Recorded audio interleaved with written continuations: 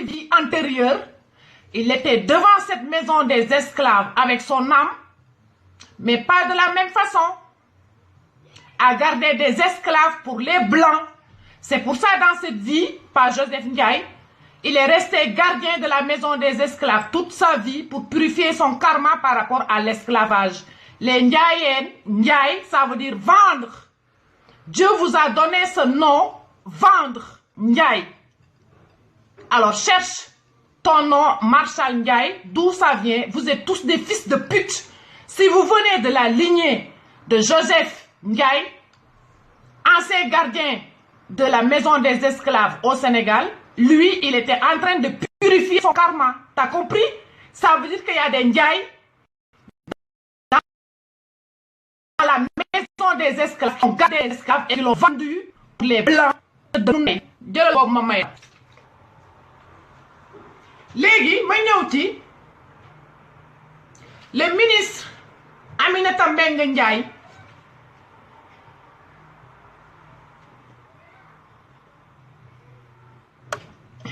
tay rek ma toj seen cott ndey wax naa leen ko one by one.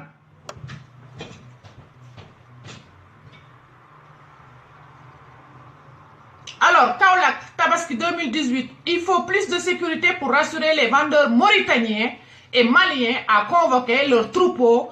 Madame Aminata Ndiaye au forail de Kahone. Madame Aminata Ndiaye, tu es ministre de l'agriculture, ministre de l'élevage, et tu as un trou du cul. Tu vas jusqu'au Mali pour chercher des moutons de l'élevage pour rassasier tout ce qui est gamou, tout ce qui est pèlerinage. Hein? Tabaski, il vient, il n'y a pas de moutons au Sénégal. Tu vas jusqu'au Mali pour chercher. Toi, tu dois démissionner, Madame Aminata Ndiaye Mbengue, nga melni bulldog. Gros comme tu es, patate comme tu es, tu portes trop de karma, tu es toxique pour l'État du Sénégal, tu es toxique pour le peuple. Imbécile de ministre de merde.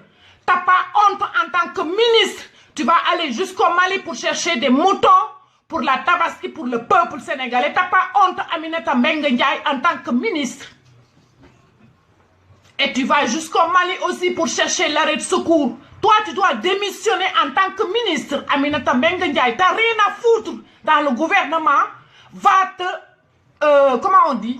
Va purifier ton âme. Regarde ton poids, comme tu es grosse, tu portes beaucoup. Beaucoup, Aminata Mbengue Ndiaye. Katal sanday génn ci gouvernement Sénégal bi. C'est de l'unday, doomaram yi ngeen doon. Alors, le ministre de l'élevage a effectué une visite ce mercredi 8 août au début d'après-midi. Je ne vais même pas lire tout ça, je vais vous lire juste l'essentiel. L'essentiel. Alors, Madame le ministre a d'abord salué le travail des forces de l'ordre, gendarmes ou policiers à qui elle a demandé de redoubler d'efforts parce que selon elle, l'approvisionnement correct en moutons des marchés sénégalais dépend beaucoup de la sécurité. Il faut plus de sécurité, dit-elle, pour rassurer les vendeurs de moutons étrangers, notamment mauritaniens et maliens, à avoir plus de motivation et de courage à convoyer leurs troupeaux.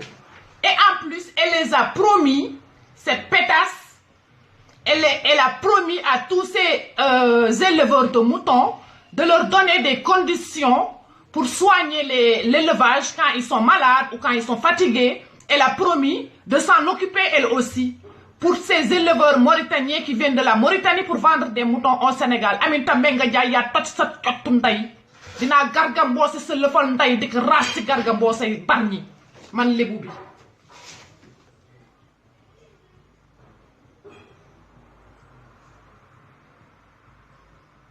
Alors, les éleveurs n'ont pas manqué de porter leurs doléances au ministre relative aux conditions de vie au niveau du forail de Kahone. Première, le manque de points d'eau ou d'abreuvoir. Ils ont demandé également l'établissement d'un poste de santé avancé sur les lieux pour leur permettre de se faire soigner sans difficulté et éviter de faire un long trajet en cas d'accident ou de maladie. En réponse, le ministre a été favorable à leur requête et a demandé aux chefs de poste qui étaient parmi eux de s'en occuper. Alors, certains des points d'eau également, le ministre a tenu de les rassurer que les services du ministère de l'hydraulique ont été déjà saisis, informe Aminata Mbengue Ndiaye. Li nga wax yoy yeb nañ ko dugolat sa ciottu nday doomu xaram bi nga doon. Tu dois démissionner, Aminata Mbengue Ndiaye, t'as rien à foutre en tant que ministre. Regarde ta face, regarde le Sénégal côté hydraulique, regarde le Sénégal côté élevage. Regarde le Sénégal côté élevage, Aminata Mbengue Ndiaye. Tu n'es pas la seule. Tous qui t'ont succédé avant, c'est le même sac. Tous dans le même sac.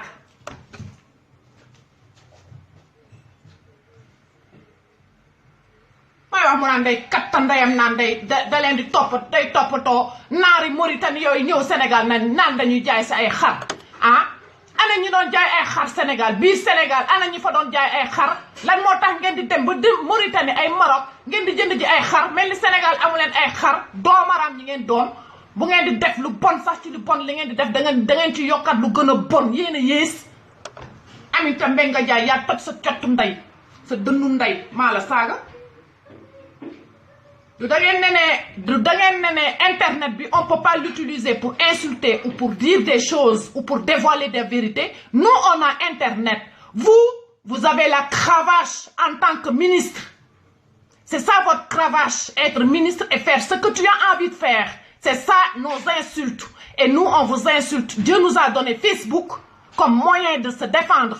Alors on se défendra par tous les moyens. Va démissionner. Ministre de l'hydraulique, tous les ministres doivent démissionner jusqu'à la justice.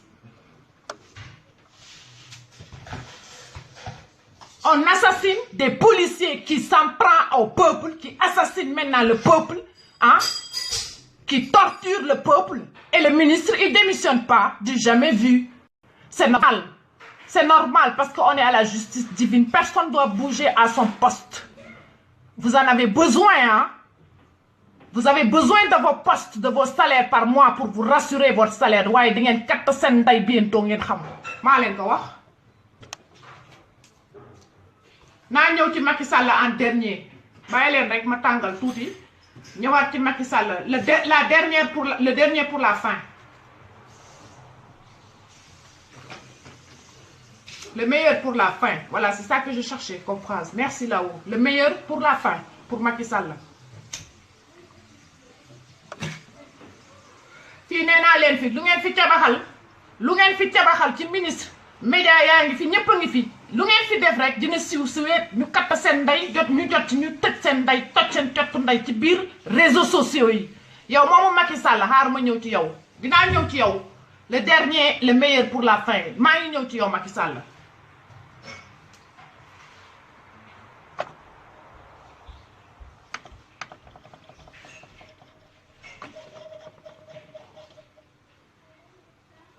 Je suis en même temps dans la constellation du lion. L'éclipse, c'est dans 3 jours. 2 jours, le 11, c'est la constellation du lion. Moi, je suis connecté avec les astres. C'est un denunday. Ah, Aminata Mbengue Ndiaye. Sa ngandu taat ak sa biir nga mel ni bulldog. Yéen ñi xam ne bu ngeen di dox da ngeen di àtt ndax riba. Da ngeen di dox di àtt. Mënu leen yëkkati sax tànk di àtt ndax riba bi ngeen di lekk biir Sénégal. Ak arnaque yi ngeen di def duul yi ngeen di duul manipulation yi ngeen di manipuler juste pour un titre une identité en tant que ministre doomaram li ma wax mooy am Sall t'as entendu parler de la prophétie de Nostradamus que l'homme quand il mourira on le connaîtra après sa mort on saura qui il est après sa mort mais de son vivant jusqu'en 2014, on ne savait pas qui il était, même pas moi. Donc on est tous au même niveau, Macky Sall. 2012, tu ne savais pas qui était l'homme. Et tu as vu comme tu as ratatiné Abdoulaye Wade pour prendre le pouvoir. Hein? 2014 arrive. Le grand homme est mort. Et maintenant tu es au courant et tu as changé tous tes plans. Pour le grand homme, pour dire que tu es en mission maintenant à partir du décès de ce grand homme, Macky Sall. Mais de 2014 à 2012, et comment tu as pris le gouvernement sans étant au courant de l'homme qui devait mourir pour être le Christ après sa mort. C'est de ça que je parle, Macky Sall. D'accord? Tu as fait un serment en tant que président. J'ai écouté toutes tes vidéos 2012. Toutes tes vidéos, je les ai écoutées 2012. Et tout ce que tu as promis en tant que président, ça s'appelle une promesse. Même s'il y a Dieu devant toi, il y a le peuple que tu as promis et tu as juré devant Dieu. Avant que Dieu se manifeste sur ta face et de prendre tes 3 enfants, de leur donner des surnoms, Adi, Abi, Adi, Amadou et Ibrahima. Macky Sall, c'est ça ton sale coup que tu as fait. Et après, tu rampes sur les pas d'Abdoulaye Wade pour finir ses projets. Hein? Et après, tu nous construis une arène nationale. L'arène nationale, vous savez, c'est pourquoi? Mais c'est pour le Messie. Le Messie, quand il va se réveiller, il va accueillir du monde entier, vont venir au Sénégal. C'est ça que Macky Sall, il prépare.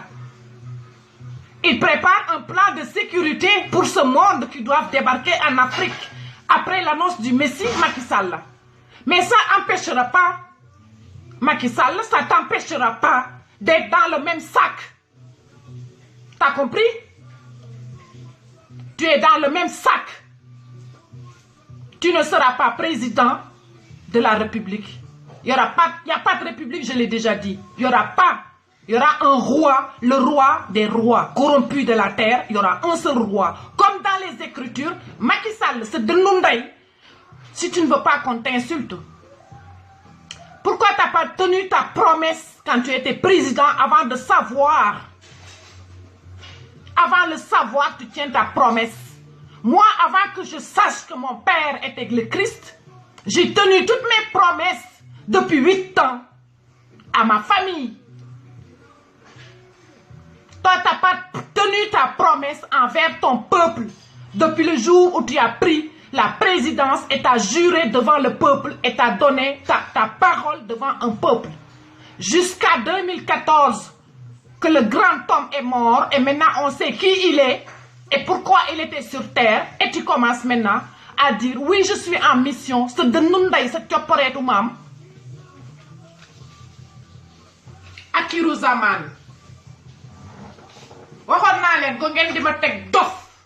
Je vous l'avais dit il y a 1 an, plus de 1 an, que le Sénégal va être dans la malédiction totale. C'est Dieu qui va mettre sa justice sur vous.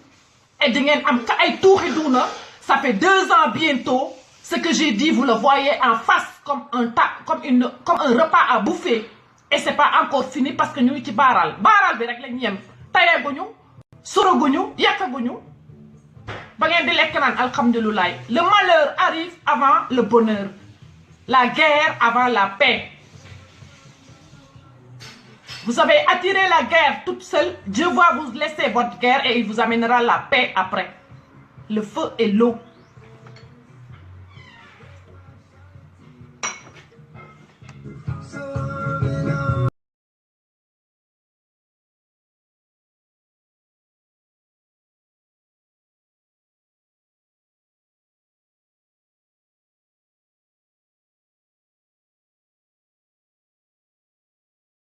Ce Denundaï Macky Sall, ce Tchotundaï va te faire foutre Macky Sall, enculé, fils de pute.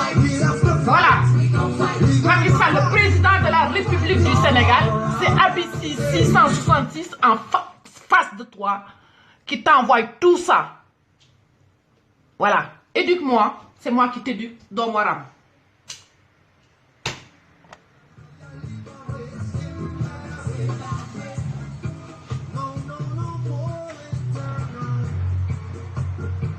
Tu n'as pas d'opposant, mais tu demandes un 2e mandat. Il n'y a aucun opposant, mais tu demandes un 2e mandat. Il n'y a personne qui est candidat parce que tu as mis tout le monde en bas. Mais le problème, c'est qu'on sait pourquoi. Moi, je sais pourquoi. Quand tu auras fini de faire tes trucs industriels, matériels du Sénégal, tu nous laisses la place. Nous, on vient. On donnera de la nourriture suffisante au peuple, au bas peuple.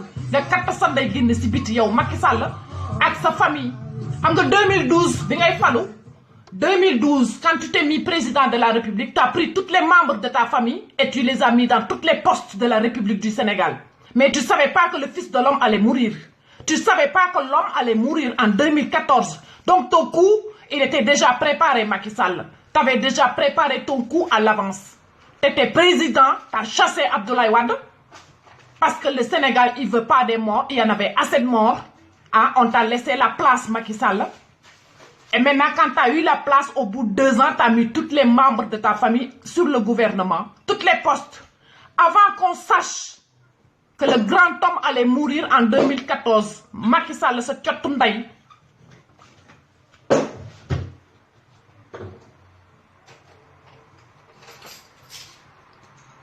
Dox bi moy génné li ci gémmiñam.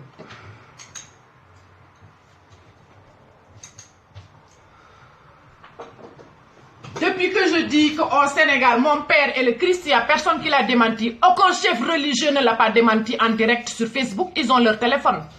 Aucun sérigne, aucun imam, ni le président de la République, personne ne l'a démenti. Depuis que je le dis, c'est de Nundaïnak. Voilà. Vous voyez?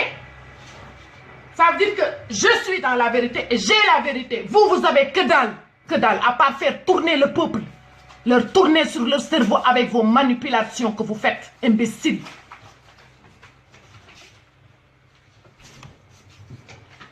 L'argent que tu as investi sur l'arène nationale, tu aurais dû l'investir sur l'eau ou faire des canalisations ou l'investir sur autre chose en 2012.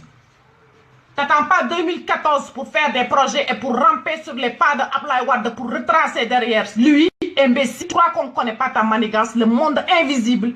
Macky Sall est plus puissant que toute ta lignée de famille jusqu'à ta dernière descendance. Macky Sall. maa ngi ci jàmm ak salaam di xeex rek guerre El Hadji Ndiaye.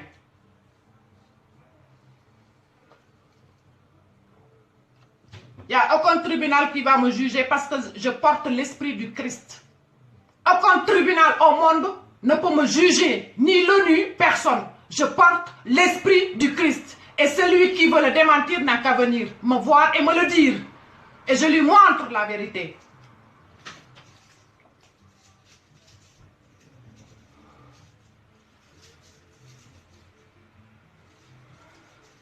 Tu sais très bien que Macky Sall, moi je marche avec les signes de Dieu. Je marche avec les astres. Vous, vous avez votre temps avec votre montre là que vous réglez tout le temps. On n'a pas le même tic-tac. C'est de yalla. Faites ce que vous avez à faire maintenant. C'est le temps, c'est maintenant. Vous devez faire ce que vous devez faire et c'est maintenant, je le dis, Macky Sall. Tu comprends très bien ce que je suis en train de dire. Sinon, le Sénégal, on y va. Dans une semaine, on va voir. Je vous ai dit que j'ai les 4 éléments. J'ai l'eau, le feu, la terre. J'ai les 4 éléments. Même les animaux. Même les animaux. Vous ne savez pas avec qui vous avez affaire.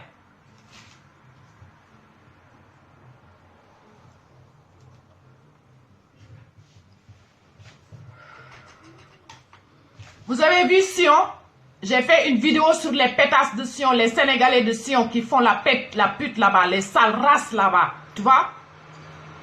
Quand j'ai fini, j'ai fait mon travail spirituel dans mon âme, mes pensées et mes paroles et mes actes. Et vous voyez Sion, l'inondation? Ça fait des années que ça n'existe pas. La ville où j'habitais, la rue où j'habitais, l'eau de Gabriel va nettoyer là où c'est sale, là où l'énergie c'est sale. J'envoie Gabriel. Mon archange.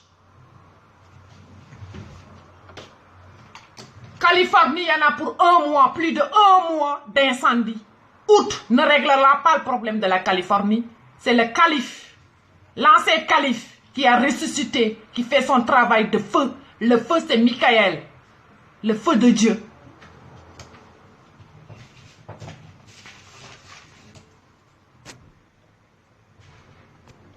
Voilà.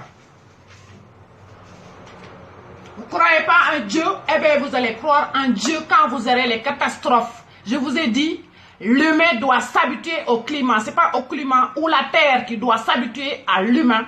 C'est l'humain qui doit maintenant s'habituer à tout ce qui va arriver devant nous.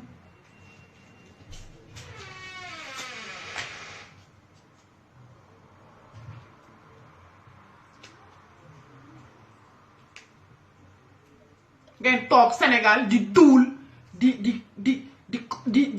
def ay conférence def yu ñàkk fayda ah di préparer ay parti politique di wax ci ay politique yu kattandayam te xamu leen li leen di xaar ak lii di arrivé ci catastrophe naturelle ngeen croit que je parle pour rire ou pour rigoler.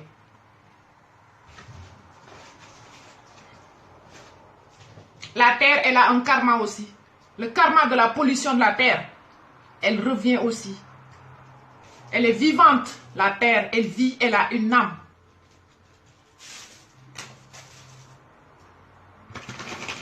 Prochaine fois, vous allez entendre parler de l'Italie, la botte de l'Italie. Quand je parle, c'est pas pour rien. L'Italie, la botte sous l'eau. L'Italie, la botte de l'Italie sous l'eau. Inondation au nom du Christ. Voilà. Amen. Et vous allez voir. Moi, je n'ai pas besoin de vous. C'est vous qui aurez besoin de moi. Je n'ai pas besoin de vous. C'est pour ça que je vous balance les choses. C'est vous qui aurez besoin de moi. Et je reste là. Où Dieu m'a mis là.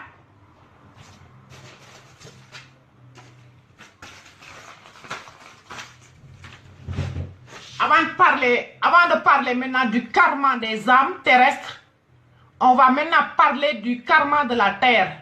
D'abord, on gère d'abord le karma terrestre de l'âme de la terre. Hein? À la fin des temps, là, la fin, le karma, il arrive. Et après, on parlera du karma des humains, du nettoyage karmique, de la purification des âmes. Parce que la terre, quand elle va se rebeller, elle va ramener beaucoup de personnes au recyclage. Comme je l'ai dit,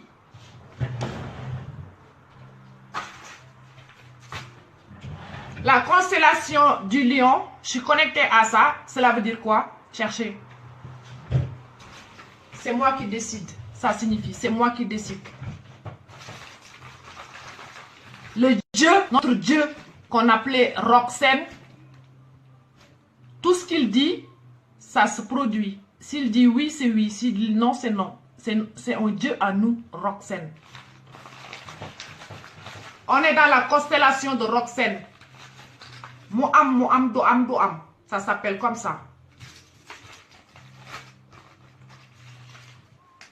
Vous allez voir que les âmes qui n'ont rien compris, eh ben, ils vont voir de leurs propres yeux. Passe-moi le tabac, s'il te plaît.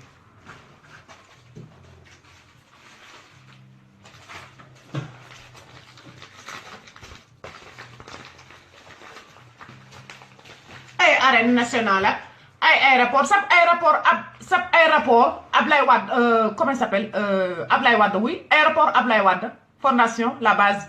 Mais là où vous l'avez construit, l'aéroport, la terre, elle est mouvante, elle vit jusqu'à Diamniadio. Mon père m'a toujours dit, là-bas, c'est une terre qui est cultivable. On peut faire que l'agriculture, rien d'autre. Elle bouge. Vous avez des ingénieurs, vous avez des géologues.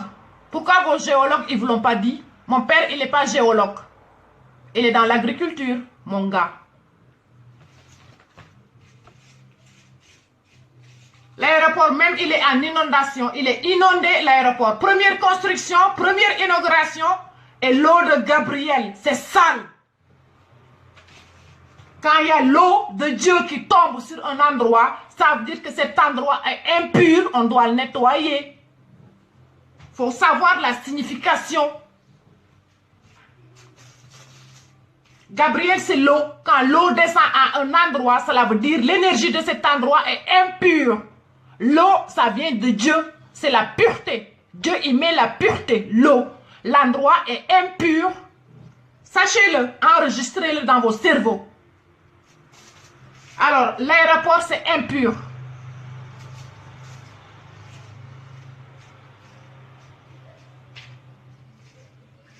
On y va comme ça. Ça va très bien. Moi, ça me va très bien comme ça.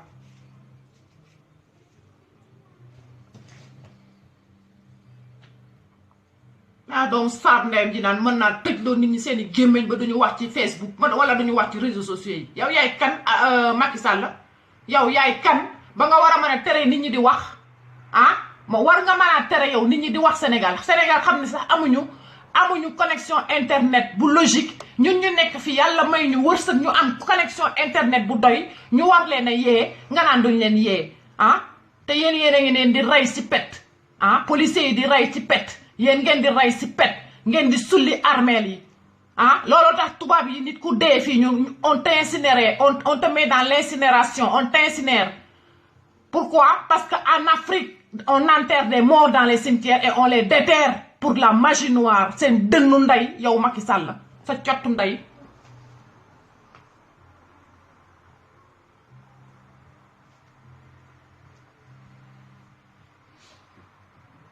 Et vous voulez qu'on parle pas et qu'on vous insulte pas. Vous avez l'argent et le titre comme ministre pour nous donner des cravaches. Nous, on a notre bouche pour vous insulter. Et les insultes, ça fait partie de notre karma, c'est karmique. Ça fait partie de notre ADN, de nos ancêtres. On insulte, on le crache.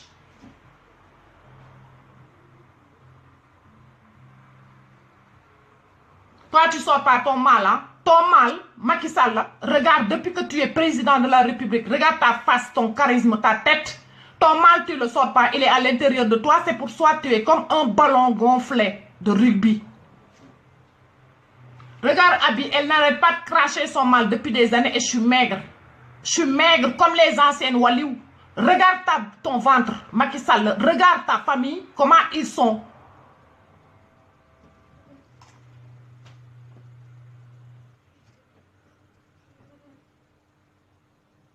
Les gens qui sont connectés à la spiritualité, ils sont pas comme toi. Voilà, ils ne sont pas comme toi. Avec ton frère là, Aliou Sall, regardez-vous. Regardez votre âme, votre intérieur, votre âme, votre reflet. Et Macky Sall, tu portes ton miroir, toi. Tu portes ton reflet. Ton âme porte le même reflet que tu portes dans tes vies antérieures. Dans tes vies antérieures, tu as dû priver le Sénégal de beaucoup de choses pour la France. Et c'est ce que tu répètes, Macky Sall, sur cette vie. Tout ce que l'on vit, on l'a engendré, Macky Sall. Et tu répètes la même chose dans l'inconscience totale, parce que tu n'es pas dans la conscience spirituelle. Donc tu vis dans l'inconscience, c'est ton inconscience qui marche. Parce que l'inconscience, c'est là où on cache les vies antérieures. Et ce que tu craches devant ton peuple, qui manque d'eau, qui manque de tout. Tu les as privés de tout contre des contrats étrangers. Macky Sall, c'est ce que tu as fait dans tes vies antérieures comme karma de tes ancêtres. C'est de Nundaï, c'est Tchotundaï. Fuck you. Tu vois, la spiritualité, c'est puissant. Hein? Quand on est avec Dieu, on voit tout.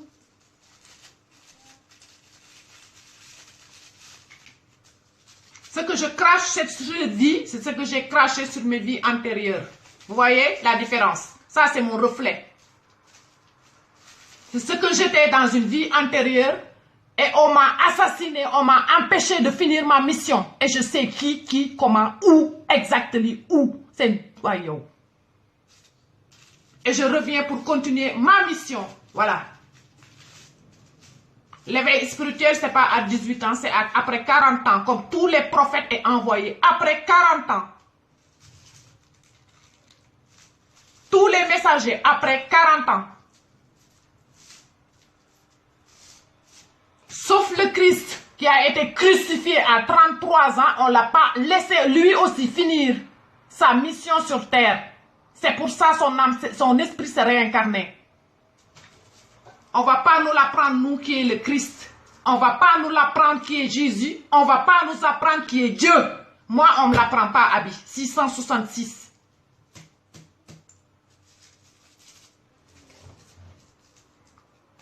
Yo, on a des vacances. Quand tu as des vacances, demal vacances. Vacances, boo xam ne boo ñëwee da ngay newi. Da ngay newi waat, gën a funki waat, mel ni chambre à air. Ce ñuulaay. Ce biir bu ngan maa bañ biir góor gu am biir surtout ce biir bu katt ndeyam boobu nga yor yow Macky Sall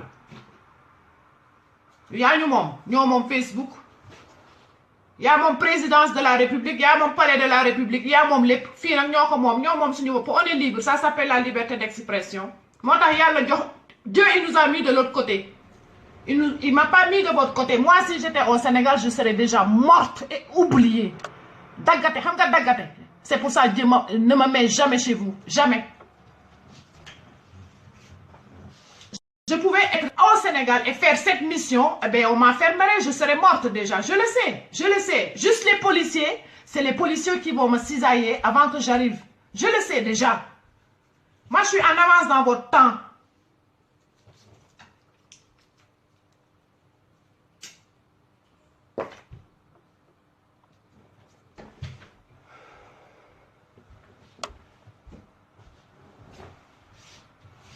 Njaay bu fi jóg di fi affiché waat wala mu naan day gaaruwaale ci réseaux sociaux yi di Facebook bi di fi vanté boppam naan Njaay ma toj sa cottu ndey laa wax ma xamal la ne Joseph Ndiaye ma toogoon buntu Gorée maison des esclaves qui le gardait. Il a déjà gardé des esclaves dans sa vie antérieure. Dans ses vies antérieures, il a refait la même chose. Sur cette vie, il ne pouvait pas vendre les esclaves parce que c'est fini. Tu comprends? Mais il est resté quand même gardien. Son âme est restée gardien de la maison et la maison l'a gardé son âme jusqu'à son dernier souffle. Dégg nga bu baax li ma la wax Njaay Jaata Njaay si sa ngaari ngar meew mooy wax ak yow mooy pëli pëngu jéegum ñey Njaay bu fi dugg rek ma toj sa cottu ndey comme ni ma tojee cottu ndeyu Alassane Njaay bu Gorée bi ma tudd ma vidéo ko live ko voilà fii man maay lébu bi kenn duma fi may identité ancestrale kenn duma fi jaay man identité Sénégal ba mu daj kenn duma fi jaay man sa identité ku ma fi jaay ma jënd ko lekk ko toog ci wan la ko ba pare nag toog la wan la fa nga juddoo ak fa nga jógee say maam lan la ñu jëf l'année 1800 ba l'année 1000 en arrière ma wax la ko ba pare boo paree nag nga door waxat ak man voilà dama réew ba dof wax naa leen ko xaritaw ma kenn bugguma kenn ànduma kenn man coli tunjum doy na seul au monde avec Dieu.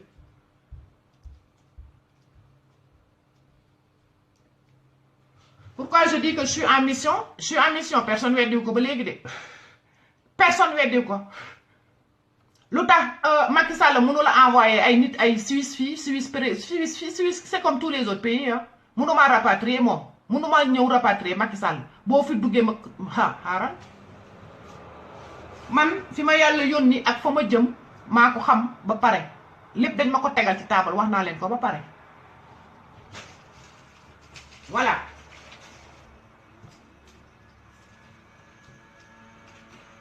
man Sénégal aw ma tuma fa tous aw ma fa dara xam ngeen aw ma fa dara mooy lan la terre elle appartient au Christ ça veut dire que partout où tu vas c'est appartient à ton père t'es libre man loolu mooy sama identité ma xamal leen ko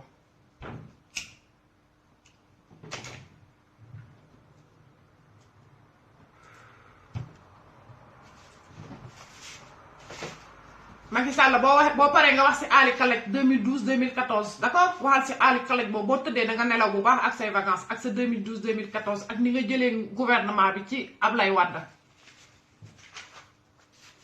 guerre boobu yépp yaa ko fi indi les morts tout ce qui s'est passé en 2012 c'est ta faute toi Macky Sall tu portes tout ça sur ta faute à toi c'est dans ta balance Dieu il me l'a montré c'est dans ta balance.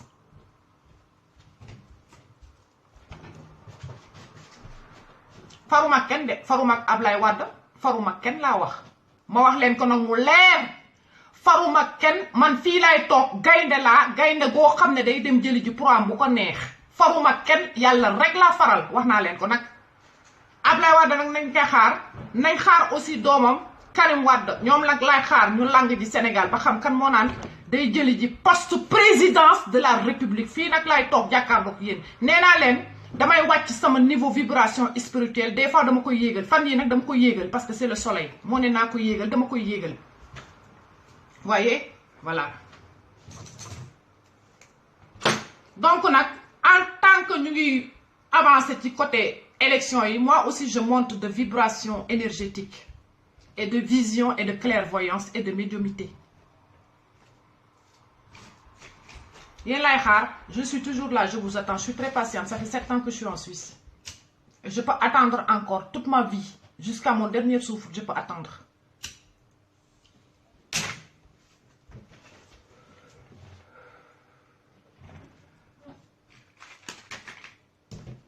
ministre yu kat ndeyam yi war a démissionner duñ démissionner mais sañu leen démissionner parce que waru leen démissionner da ngeen fay toog ba jugement bi ba révélation bi jot ba pare bu jotee ba pare nag bu golo xam boote ni doom bu ñu waree téegal seen day ñu téegal seen day bu baax loolu rek moo ngi leen fi xaar kese du leneen du leneen. Le temps de démissionner, le ministre de la Justice, pourquoi il ne démissionne pas avec autant de morts? Autant de morts de la gendarmerie, causés par la gendarmerie, la police, les trucs. Pourquoi il ne démissionne pas? Il ne peut pas démissionner. Si c'était en Europe, tu serais déjà loin. Pourquoi tu ne démissionnes pas? Pourquoi le ministre de l'élevage, la ministre de l'élevage là ne démissionne pas? Pourquoi les autres ministres, avec toute leur gaffe, ils ne démissionnent pas de leur poste?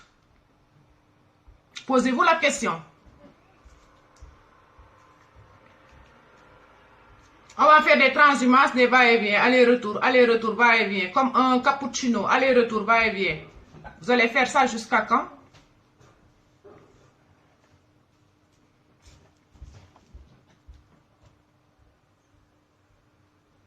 Macky Sall, tu ne peux pas me séduire. Tu ne peux pas me séduire ni dans l'industrie, ni avec ton arène royale. Tu ne peux pas me séduire sur rien. La séduction, c'est terminé. Dieu a pris la place.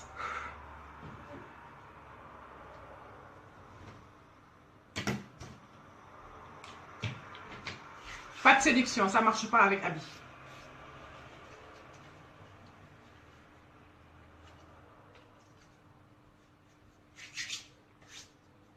Ablaye Wade, Karim Wade, on vous attend, nous.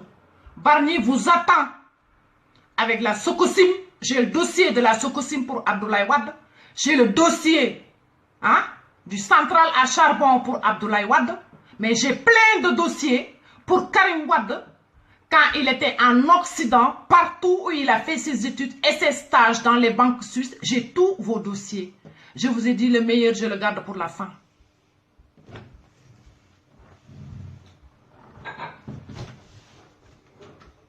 Un peu de bob? Yes.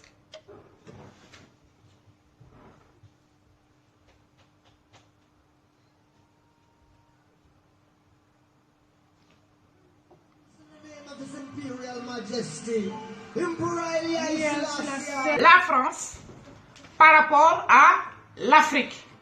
Voilà.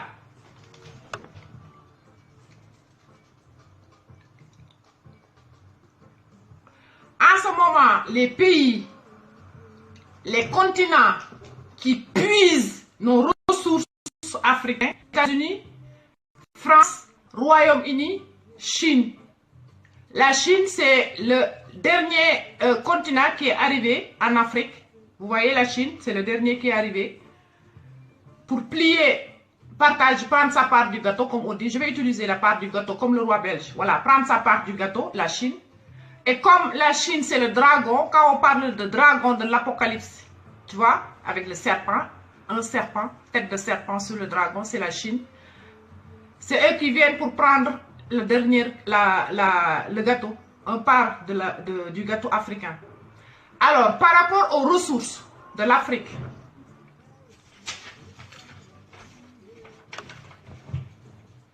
les quantités de ressources que l'Afrique a, je donne un minimum sur la liste.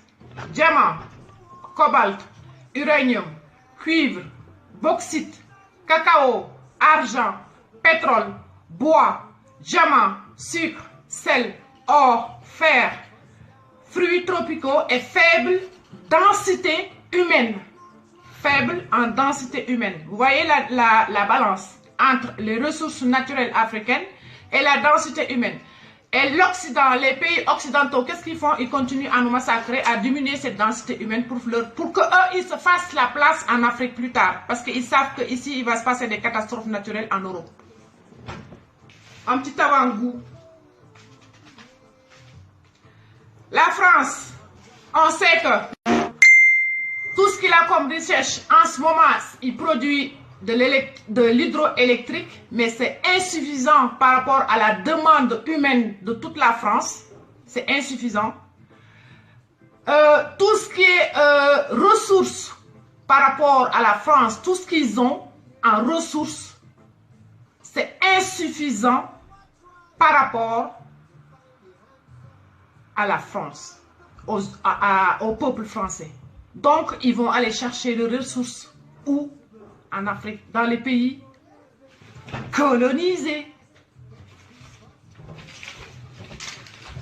Alors c'est pour ça, au Sénégal, vous voyez, Macky Sall, il a donné une part de gâteau d'Afrique aux Français. Parce que, voilà, on sait que les ressources chez nous, ce n'est pas chez vous. Vous êtes en manque, vous êtes en insuffisance de ressources naturelles, vous êtes dans le besoin. Comme la Chine s'agrandit et dans le besoin, l'Afrique est le seul continent qui détient toutes ces ressources naturelles, mais à gogo, éternel, à gogo, parce que ça vient de Dieu, la terre sacrée.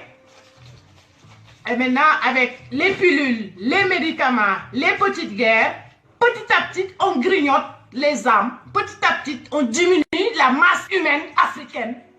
Pourquoi? Mais là, chez nous, les Africains noirs, il y a un proverbe qui est indéniable, il a Yaoumidini, qui restera toujours éternel. Les morts ne sont pas morts, ils ne sont jamais partis, ils seront toujours parmi nous. Voilà. Il faut avoir un niveau haut de spiritualité pour comprendre ça. Je donne juste ça. Parce qu'il y a des trucs dans l'Assemblée des corrompus de la France, l'Assemblée nationale. Je dois traiter beaucoup de choses. Il y a Ségolène Royal, il y a Nicolas Hulot, soi-disant que c'est lui qui est qui dirige tout ce qui est écologie, et en sachant qu'il a 6 voitures, des maisons en gogo. Il n'a même pas une voiture écologique, il en a 6 qui ne sont même pas écologiques, et il nous parle d'écologie parce qu'il a eu les moyens financiers de voyager et de faire le tour de la terre et de viser et de nous dire ce qui ne va pas. Hein? Nicolas Hulot, je rentre dans tes pensées, tes paroles et tes actes. Je rentre dans ton âme, Nicolas Hulot.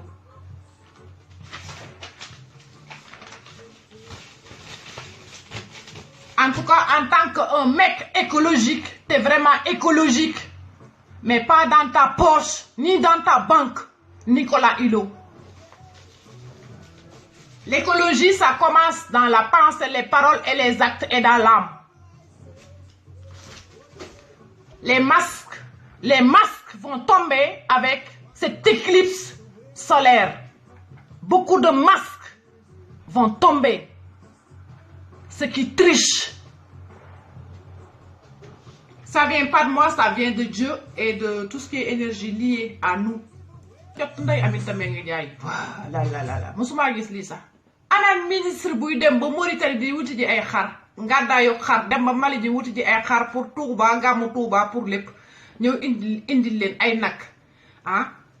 Sénégal ba léegi élevage c'est 0 hein? Et pourtant am nañu ay hectares terrain pour pouvoir investir sur l'élevage. C'est tellement facile et c'est tellement simple. Mais il n'y a pas de volonté. C'est plus facile de voler et d'arnaquer et de faire croire et de rester dans la région de Dakar au frais que d'aller dans la chaleur au fond du Sénégal pour travailler et œuvrer pour tout un peuple et tout un pays. Dëgg ndeya kii moo katta ndeyam waay. Lii moo lay xamal ne yow Aminata Mbengue Ndiaye sa nday bu liggéeyoon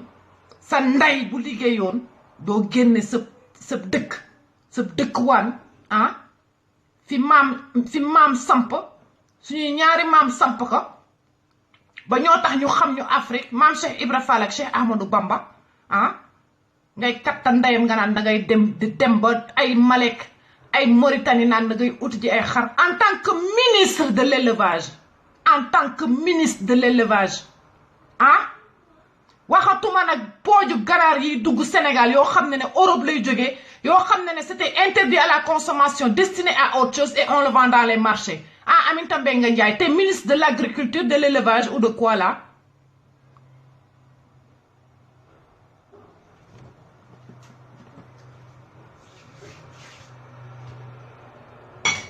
Alain, tu peux mettre de l'eau chaude s'il te plaît? Merci.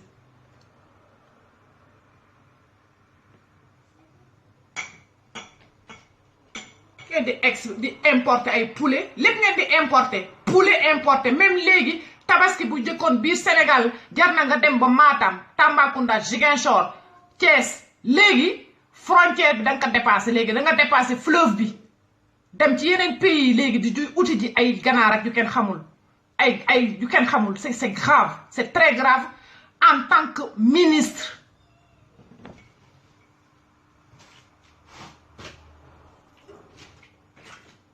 balaa may wax rek balaa ñuy mën a génne rek feet am wala dara xew ñu génne waaye bu dulee loolu doo leen gis ci dara Dakar la ñuy toog kenn du leen gis ci dara di baagante ci ay oto yu ñàkk fayda di perdre seen temps yu ñàkk ay assemblée yu katta ndeyam yooyu xam ne du ngeen liggéey toog Dakar di péexlu rek mais du ngeen dem ci fi nga xam ne climat bi 45 degré la seen cottu ndey waay yow dem leen defi ji seeni ministère ngeen tas ko ci biir Sénégal on les regrouper tout à Dakar pour faire le cakaay le banditisme la mafia la corruption cette corniche c'est sale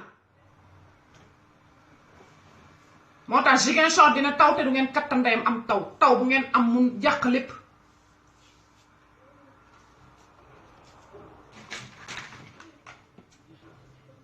constellation du lion c'est moi qui décide on va jusqu'au bout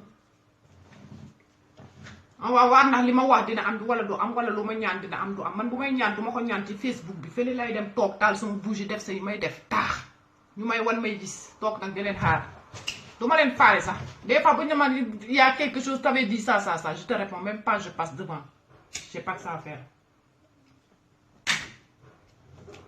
continuez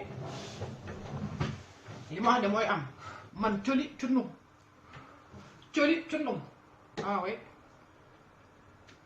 république du am constitution du am président de la république du am élection du am carte du am yëpp la ñuy jaxase suppu kànja yëpp saboté ko comme législatif bi ba élection yi ba jour ba voilà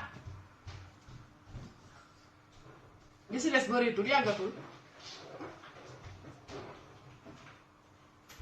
da ngeen di sonn rek di pow yi sonn rek mais dara du am tous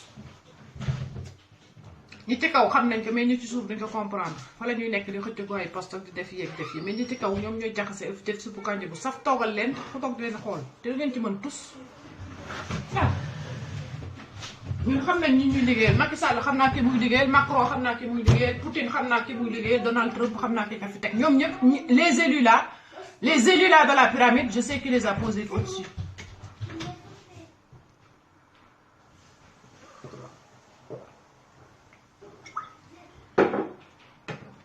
Voilà. Voyez où j'en suis? Alors, continuez à attaquer Abi.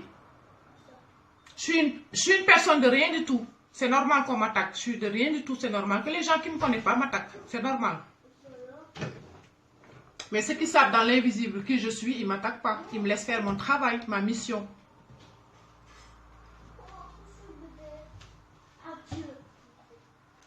Je suis la lionne qui va aller vers sa proie. Je vais chercher ma proie. J'ai faim, je vais viser ma proie et je vais. Je suis comme ça. Alors, tout le monde peut s'attendre à ce que je l'attaque. Je ne suis pas amie avec personne. Je suis avec des mondes invisibles qui me guident. 24 heures sur 24, seconde par seconde, j'ai des canaux branchés et ils me parlent. Je vis avec ces mondes pour une mission planétaire, ok? Je suis avec ça. Alors, celui qui peut me juger, où il y a un tribunal, où il y a l'ONU, où il y a CEDEAO, où il y a Donald Trump, où il y a Macron, qui que ce soit qui peut me juger sur ce que je dis, n'a qu'à venir envoyer son contingent. Je suis là en Suisse à la chaux de fond. La chaux de fond.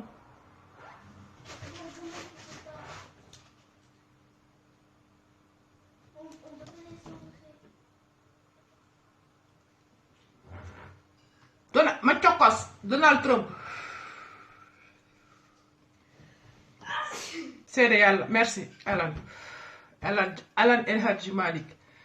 Je vais parler après de Donald Trump. Je l'ai appelé Alan El Hadji Malik parce que comme moi, j'ai l'habitude, j'ai mon karma d'insultes.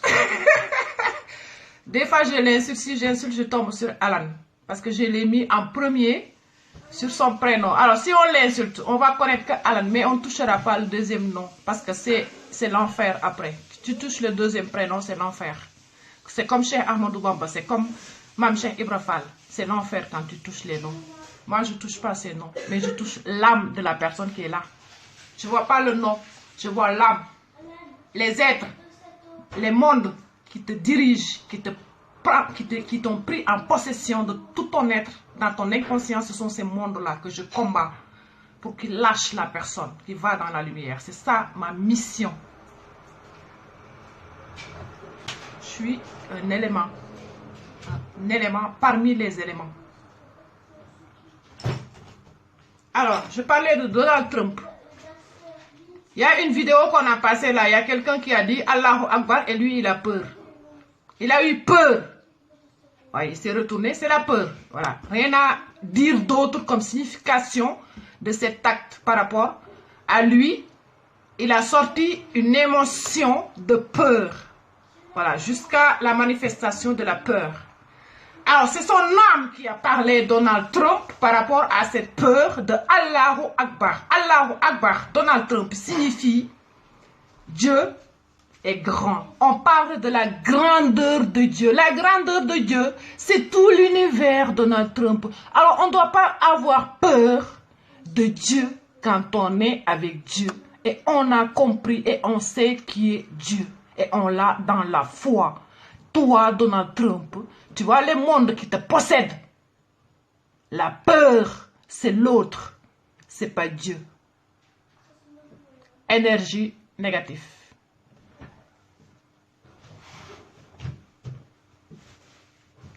On ne l'apprend pas ici. Nous, on regarde les âmes, les émotions, les sursauts. Ça ne ment pas chez les gens.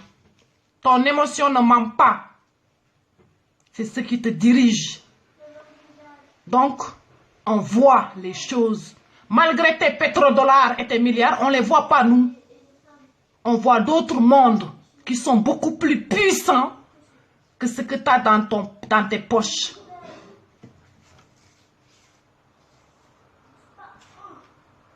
Alors, on parle de Dieu, tu parles de la peur.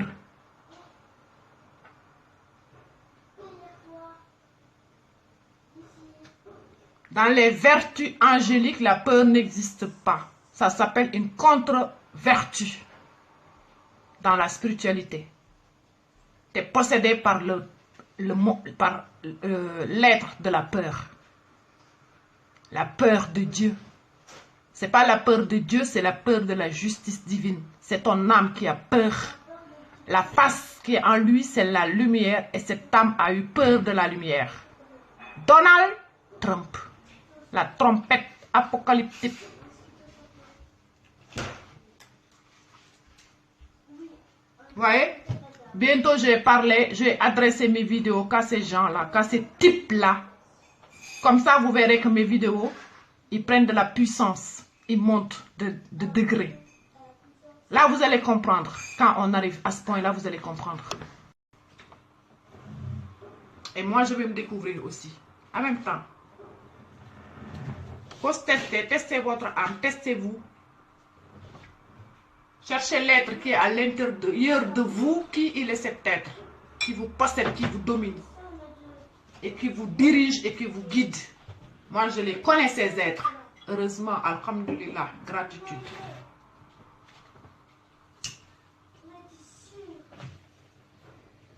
C'est ça les mondes invisibles. Voilà. Tu as compris, Macky Sall, mon message? Oui, on sait que tu regardes bien parce que tu dis qu'on insulte, on fait ici. Ça veut dire que tu nous suis très bien. Moi, tu as ce de Dieu d'aïe. Parlez-moi ce tchot d'aïe là, Macky Sall. 2012, tu ne savais pas. Hein? Moi, 2012, je ne savais pas que le grand homme va mourir. On est pareil au même niveau. Au même niveau. Hein? Et tout ce que tu as promis à ton peuple pendant tes discours et de serments et de jurer devant Dieu, tu ne l'as pas fait. Même si Dieu est devant ta face, la parole, ça s'appelle nos vies.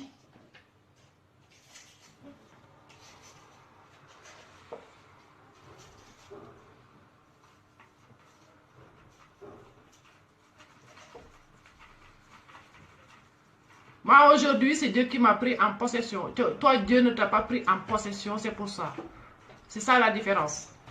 Si Dieu ne me possédait pas tout, j'allais vers le peuple. J'allais lutter vers le peuple. Pour le peuple.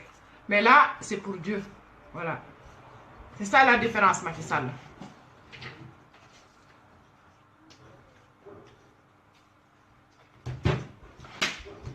Voilà, voilà, voilà. Je vous aime.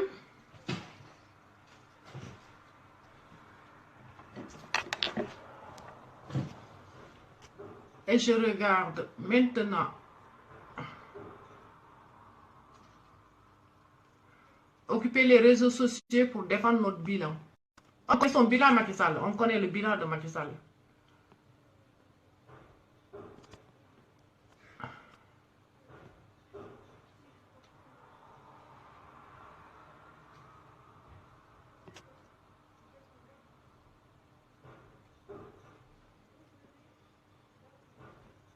Karim Wade ne rentrera pas maintenant, c'est pas son jour. Quand sera son jour, il sera là. Il ne sera pas là.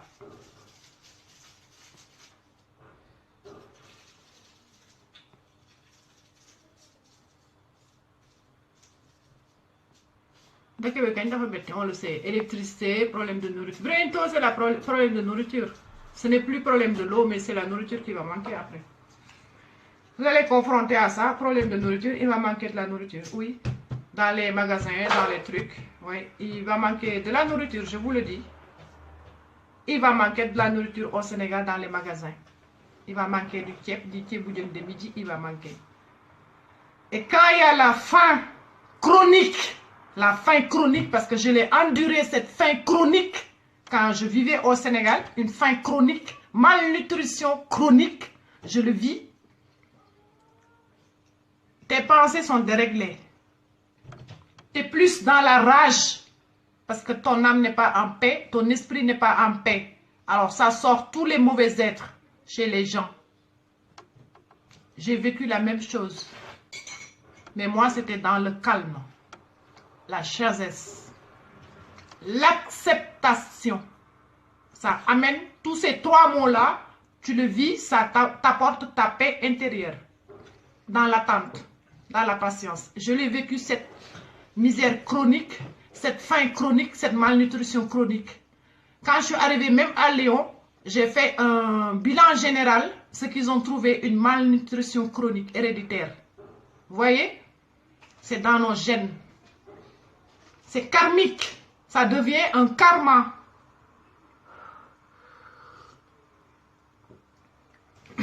Alors tout ça, on doit le nettoyer, le travailler, le guérir pour qu'on soit bien. Mais avant cela, la guerre, après ça amène la paix. Vous allez voir, jusqu'à la fin 2018, là il reste, on est à la moitié de l'année. Hein? Ce qui va arriver encore, ça va s'empirer. Et ce qui arrive au Sénégal, là, avec le régime de Macky Sall, ça ne s'est jamais produit. Et vous allez le voir. Tout ce que je vous prédis, vous le voyez de toute façon. Vous allez le voir. Il va manquer du riz, il va manquer plein de trucs au Sénégal.